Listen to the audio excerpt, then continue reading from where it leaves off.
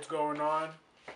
It's your boy Miguel, and I may be a little bit more mellow right now. I just woke up from a nap and I was thinking about you, so I thought I might as well come up with some value and check it upon your head top, alright? So, what better to talk about than happiness? It seems to elude people very much so, and mental health is slowly becoming a bigger and bigger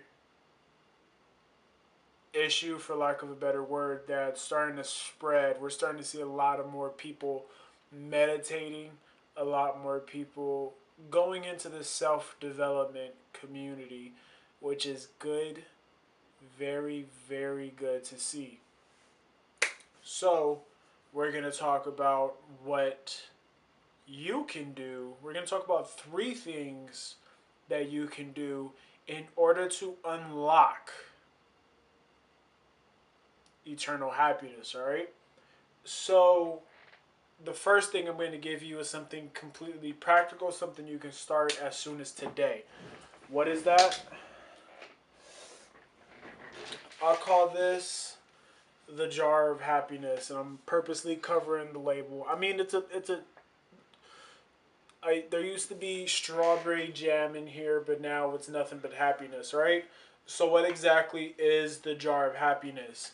Basically, what I do is every morning or every time I remember, have a chance to, if I'm not in a rush in the morning, one of the things I do in my morning routine, and yes, you should have a morning routine, is I write down 3 things that I thought were very positive from the day before. Alright, so let's get you in the habit of looking at the brighter side of every single day, even if it was raining, even if it was overcast, even if the sun doesn't shine, especially on those days when it seems like everything was absolute shitty. I definitely make sure to do this. 3 things that I thought were awesome, and then I put it in this jar, and at the end of the year I open it up and I read everything that I thought was awesome and positive throughout the year. So I do that on New Year's, or as close to the beginning of the year as possible. And it just makes for a very amazing way to start the year. So I would definitely suggest getting a jar of happiness. Maybe I should put a label on this saying jar of happiness instead of, strawberry spread. But hey, I mean, it does the fucking trick. I'm actually running out of space. You should definitely get a bigger jar than this. Alright, so what is the second thing you can do in order to unlock the next door to eternal happiness, alright? So this is what you would call rituals. Now, as humans, we are inherently ritualistic, which is why we have things like religion, and we have breakfast, lunch, dinner, like we have all these things. We have holidays, like we have all these rituals that we do. And a thing that you can do for yourself in order to unlock this door is to create happiness rituals where you essentially just taking care of yourself, right? So my rituals are as follows. In the morning, I have my morning ritual, morning routine. We'll talk about that in greater depth in another video. But essentially, I stretch every morning. I'm trying to build up my flexibility. I'm very tight, man. So yeah.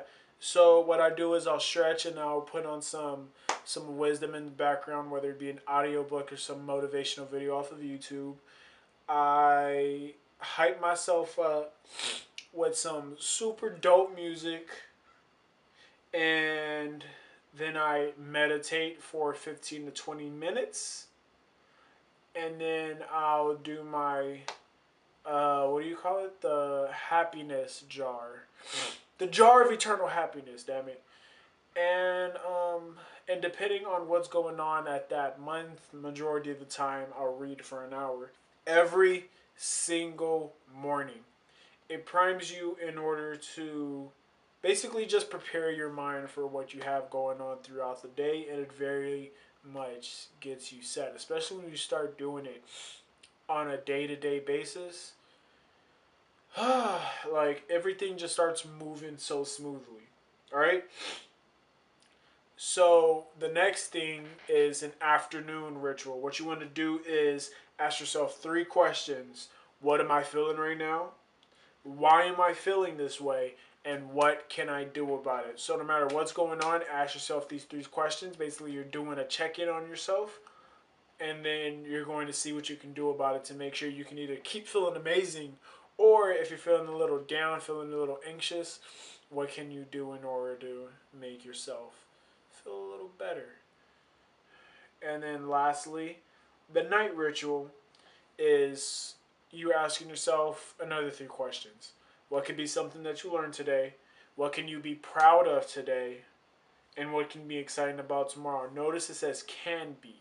Can be. So like instead of it being it has to be this thing, what can be something you can be proud of? It takes a lot of the stress off when you're using that sort of language, and it's very much beneficial.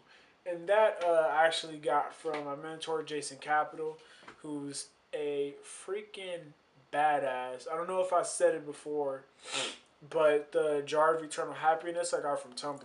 A lot of the stuff that I do, I pull from all these different directions in order to create sort of this thing that I use on my own, right? So always remember that. A lot of this stuff is not coming from my brain. I'm more of a downloader instead of a creator, right? So, lastly, how do we become the happiest version of ourselves by unlocking this third door to eternal happiness, right? This one is going to be a little new agey or woo woo by self development standards, but you want to learn to be present to the moment, which is essentially if you, I would definitely suggest reading a book called The Power of Now by Eckhart Tolle. This basically changed my life, dude. So, the philosophy that he teaches is that all unhappiness, anger, frustration is derived from being caught up in something that happened in the past, upset, like just upset about something that happened in the past, resistant to what's going on in the present moment, and or anxious about what's going to happen in the future. All right? So the book literally just teaches how everybody, everything that you ever see is like everything bad emotionally is derived from that, and in order to get rid of all that is being present in the moment, accepting what's going on right now and focusing and zoning in on what you have going on right now. So even if you have bills to pay later on, even if there's things that someone just stabbed you in the back, anything like that, is that happening in this exact moment, or are you sitting down watching a YouTube video? And if you are, how come and what do you have to do in order to zero in on what you have going on right now and focus on it? A lot of this is going to come from meditation. So I hope you're able to take this information and unlock the happiness that's in you, because everything else is honestly just extra baggage that you really, really don't need. So, all right. I'll talk to you later on, and peace out.